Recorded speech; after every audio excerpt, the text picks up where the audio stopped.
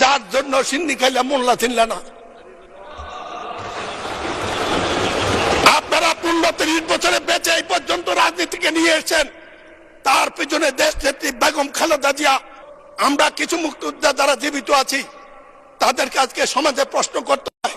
আমি এই প্রশ্নটা মহান সংসদে রেখেই এই সম্পর্কে শুধু জামাতকে একটি কথা বলবো, স্বাধীনতার পরে বা এনসিপির নেতা কাল কত হয়েছিল, তাদেরকে বয়স কম হলেও শ্রদ্ধা করি, এই কারণে করি তারা সাহসী সন্তান, এই যুগের চাহিদা। একটি কথা মনে করবেন, শ্রদ্ধা নেতৃবৃন্দ স্বাধীনতার পরে একটু মেধাবী শ্রেণী এসেছিল, তারা গঠন করেছিল জাসদ। এই বাড়াবাড়ি করতে গিয়ে দেশ গেছে, জাতি গেছে, তারাও গেছে। আমরা যেন সবকিছু হজম করার তৌফিক দেয়। আপনাদের উদ্দেশ্যে এই কথাটি রেখে 91 সংসদে আপনাদের সাথে কাজ করেছিলেন দেশনেত্রী বেগম খালেদা জিয়ার নেতৃত্বে।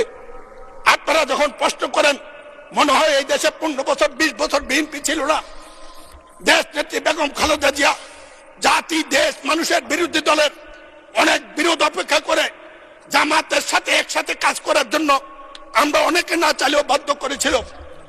আপনাদের নেতা অধ্যাপক, আপনাদের নেতা মাওলানা গোলাম সাবান মরহুম, আমি বলতে চাই তিনি এই সংসদে একটি কথা বলেছিলেন, যার জন্য সিন্নি খাইলে মোল্লা চিনলে না।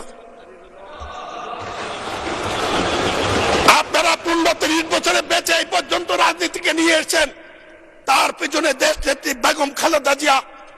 তার অবদানটুকু একটু স্মরণ করেন না। মনে করেন বিএনপি আপনাদের প্রতিপক্ষ, যেমন জাসদ একসময় মনে করতে আওয়ামী লীগ একমাত্র প্রতিপক্ষ, তাতে ইতিহাস দেশ কোথায় গিয়েছে এইটা বিবেচনা করার মতো বুদ্ধি বিদ্যা আপনাদের সবার আছে। আমি শুধু বলবো, কয়বার জাতি সময় দেবে, আল্লাহ জাতিকে কয়বার সময় দেবে, আল্লাহ দিয়েও দেখেন, নিয়েও দেখেন।